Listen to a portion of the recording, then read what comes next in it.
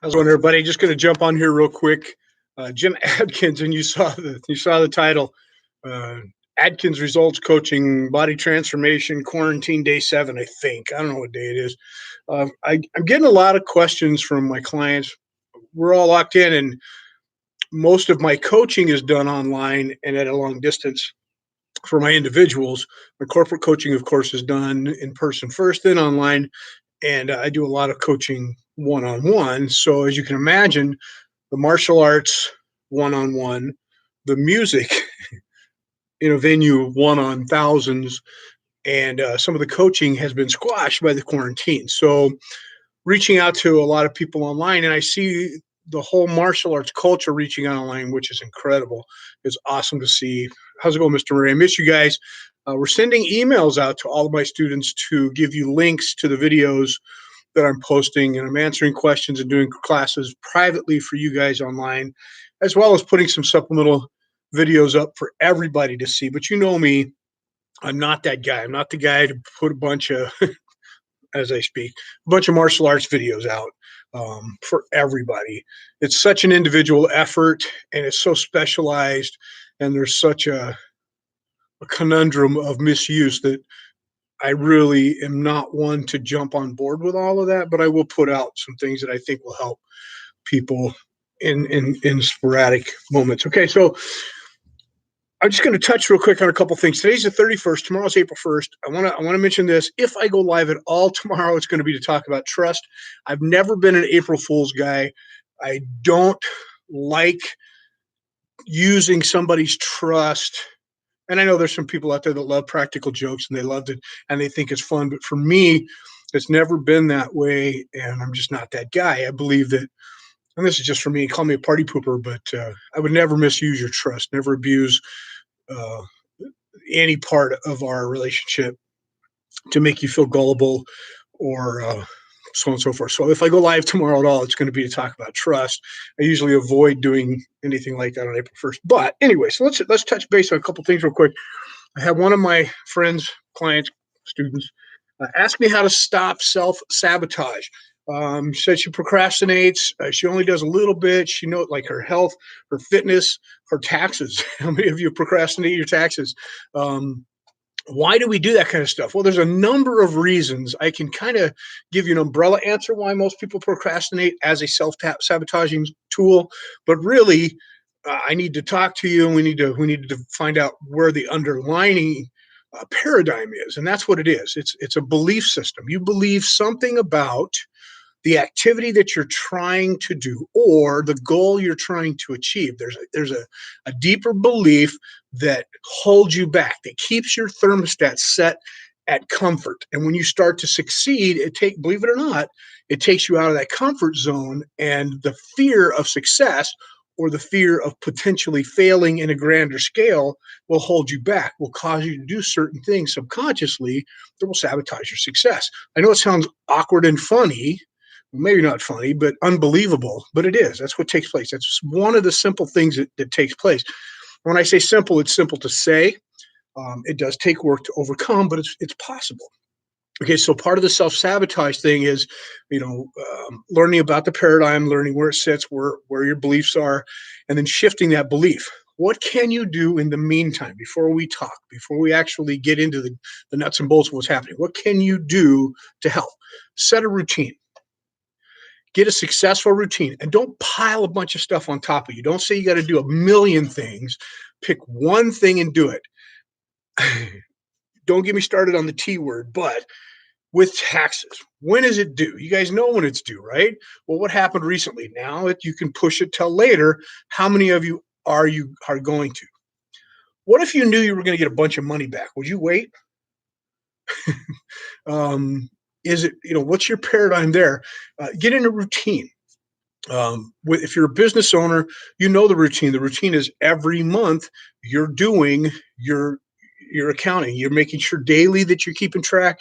Weekly, you're organizing, and monthly, you're really making sure that things are there. So by the end of the year, you've already got it taken care of. It should be that way. It doesn't always happen that way. How about fitness? Fitness is an easy one. Nutrition's a little tougher, but fitness is easy. Set a time, 2, 3 days a week, a time, your time, to get up and do something fitness related. Don't overwhelm yourself. Don't make it a bunch of hoops that you got to jump through. Like, I got to get the shoes on. I got to get in the car. I got to go to the gym. And now you can't even go to the gym. I got to drive. I got to get there. I got to get a locker. I got to make sure I have clothes to change into, take a shower. No, no, no, no, no, no, no. Work out. Get up and move. This one person in particular is starting back with her martial arts skill set. So she can go and she can practice her martial arts, even if it's 5 minutes. Set aside that time every day to get up, no matter what you're doing when that timer goes off, get up and go do it for 5 minutes. I can almost guarantee you, you won't just do it for 5 minutes. You'll get moving and motivated. Have something else that you can do if you're motivated. So, for instance, you get up, you're going to work on your knife cutter, you're going to work on whatever you're working on, and you do it for 5 or 10 minutes and you feel like you want to do more, but I don't know what to do. Well, I'm sure there's other martial arts skills that you can work on, but throw some push-ups and sit-ups in there. Throw your weights in there. Pound those out, then do another set of your kata, then do some more push-ups and sit-ups, and do another set, and then run for a little bit and do more kata. So by the time you're tired, you got 30, 40 minutes, maybe an hour in there, and you've done it. Get in that routine. And when you don't feel like doing it, force yourself to do it. Get your willpower, exercise your willpower, exercise your self-discipline, and get moving. So it's that easy. I know it sounds easy, right? Also, where do you put your focus? This came up, and I'll touch base. I promise you I'll come back on Thursday. By the way, martial artists that have been waiting for some videos, I've been waiting for a partner. Mr. Volwinkle and I are going to get together Thursday morning. I have a meeting with Tony Robbins' people first, but then we're going to get together Thursday morning, and we're going to make the videos that I need a partner for. We're going to be in surgical masks and gown and hazmat suits and stuff, but no, we're going to get together and we'll put those up for you. Okay, that being said, where you put your focus, your energy flows. You've heard that. Where focus goes, energy flows. So I can tell you this. If you want to succeed at anything, if you want to make anything grow, you need to give it your focus, your positive focus. Don't focus negatively on things. That's what will grow. For instance, if you're working on your relationship, you're having a conversation that's important to the relationship, and the phone rings, and you stop and pick up that phone. What does that say about your relationship? Where's your focus? This person can be called back. I don't care who it is. They'll leave a message if it's important, and you can call them back. Nothing should matter but what's happening in front of you if you're truly focused on it. If you're focused on your fitness and you feel like eating chocolate cake rather than working out, you're really not focused on your fitness, are you? You're going to sit there and eat that chocolate cake when you know you could be, should be, better be working out. Nutrition. You know better than to have the crap like chocolate cake in the house. When you reach for the cake out of habit or because you know it tastes good, right? But you know it's terrible for you. Instead of reaching for the protein or the shake or all of the above, what are you saying to yourself? What's more important? Okay, right now, immediate satisfaction and gratification, or long term?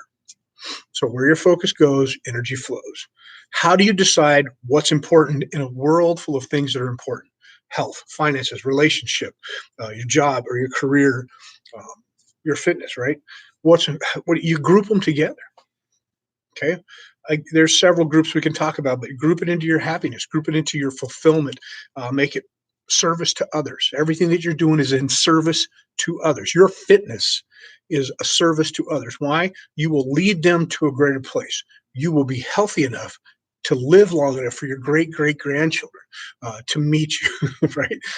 You're a boomer. Yeah, whatever.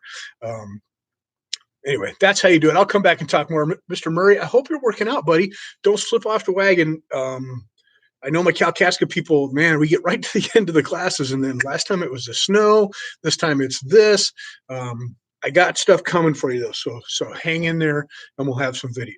All right, you guys. Jim Adkins saying, stay healthy, be happy, and I'll see you next time. Until then, on your mark, get set, grow.